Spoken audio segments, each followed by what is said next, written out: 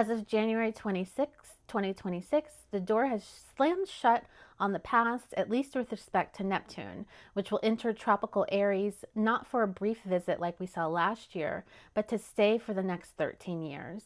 The United States government seemingly anticipated this shift, officially renaming the Department of Defense back to the Department of War just months before this final ingress.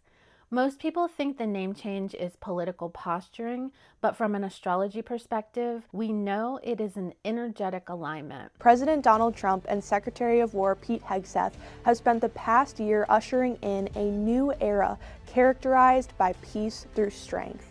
The department has restored the warrior ethos, rebuilt the military to be more lethal, reestablished deterrence on the world stage, and improved the quality of life for military families and their communities. Our work here is just getting started, and we are honored to serve our warfighters and the American people. We've moved from the era of defense and cooperation, which was Neptune and Libra, into the era of the sword and war, which is Neptune and Aries. We're now entering a 13-year Neptune and Aries cycle that has historically rewritten the map of the world. For the last year, we've been in a transition zone between Pisces and Aries with respect to Neptune. Neptune dipped into Aries last year and gave us a taste of fire, and then retrograded back into Pisces. By discarding the Department of Defense, a Libra concept of balance and reaction, and embracing the Department of War, an Aries concept of aggression and action, they've prepared the container for the new zeitgeist. The Secretary of War is no longer a relic of 1947. It is the title of the present.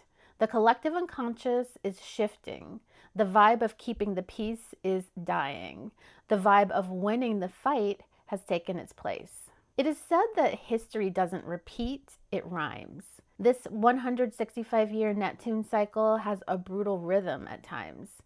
1861 was the last time Neptune entered an Aries cycle. Almost exactly as the transit began, the American Civil War erupted. But look beyond America. This same transit saw the Meiji Restoration in Japan, where an entire nation dissolved its ancient samurai structure to create a modern, lethal imperial army or military. It was a time of total identity collapse and reconstruction through fire. 1701 was the cycle before that. Neptune entered Aries and triggered the War of the Spanish Succession. This wasn't a border skirmish, it was a world war of the time that completely redrew the map of Europe and dissolved the power of the Spanish Empire.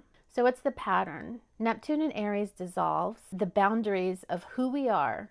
It creates identity wars. Nations don't just fight for land, they fight to define their very existence. So what happens now that the ingress is final? We are entering a period of spiritual warfare. That's Neptune in Aries. Neptune is the planet of spirit, and Mars ruling Aries is the soldier.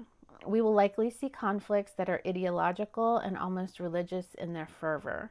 But the immediate development to watch is next month. In February 2026, Saturn will join Neptune in Aries at 0 degrees. This is the great reality check.